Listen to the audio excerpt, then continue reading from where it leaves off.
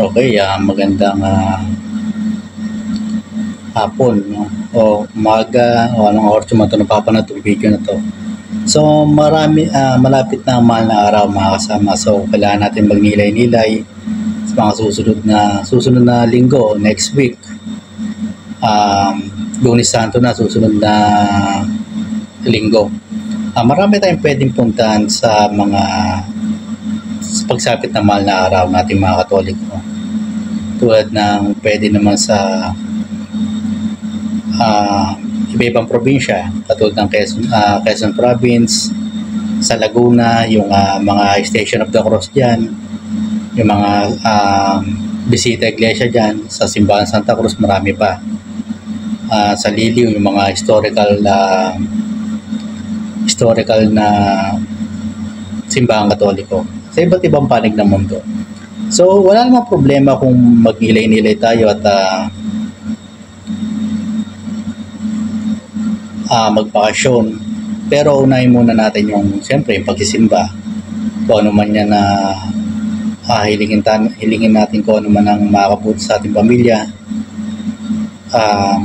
Hilingin natin. Siyempre, humingi tayo ng tawag sa Panginoon. Siyempre, hindi naman tayo perfect sa pang-araw-araw. Nagawa rin tayo ng mali. Saka, hilingin natin yung kung ano man ang gusto natin. Alam ko, ibibigay din naman ng Panginoon Diyos. Saka, pangalawa, at siyempre, unahin yung pagsimba bago mag-swimming, bago mag-bakasyon talaga. Kasi yun naman talaga ang purpose ng mahal na araw. Magnilay-nilay, no? Hindi problema yung hindi pinagbabawal yung magbakasyon, pero syempre unahin muna natin yung pagsisimba. At ang kagandahan nito, makikita na pag sa mga probinsya kasi pupunta, makikita mo yung mga prosesyon, mga iba-ibang tradisyon sa iba't ibang probinsya na bihira nating makita sa Metro Manila. Maganda sa magmahal na araw sa probinsya sa totoo lang kasi marami tayong nakikita mga tradisyon dyan, mga pagkain na pwede sa mahal na araw, mga native foods na mga lokal dyan. Nasusuportahan pa natin yung ibang mga lokal na nagtitinda dyan. Maganda rin pumunta sa Quiapo Church, pero ingat lang sa mga mandurukot. At nakakaluwag ng pakiramdam pag pumunta sa simbahan sa totoo lang. Minsan lang naman ang mahal na araw, pagbigyan natin ng Panginoon Diyos, magsimba tayo, saka pumunta sa mga historical sites na churches, pwede tayo mag-picture doon, parang remembrance na rin. Basta nakakagaan lang ng pakiramdam pag nagsisimba ka, lalo na kapag mahal na araw.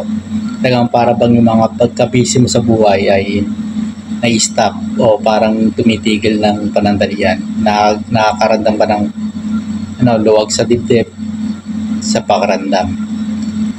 So, eto mga susunod na araw, ingat po pa rin po sa pagmamaneho, saka magnilay-nilay tayo. Ilan po. So, hanggang dito lang muna yung maiksing vlog para sa ating malalapit na mahal na araw.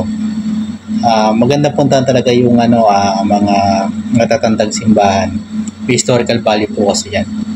So, hanggang dito lang. Maraming salamat po ulit.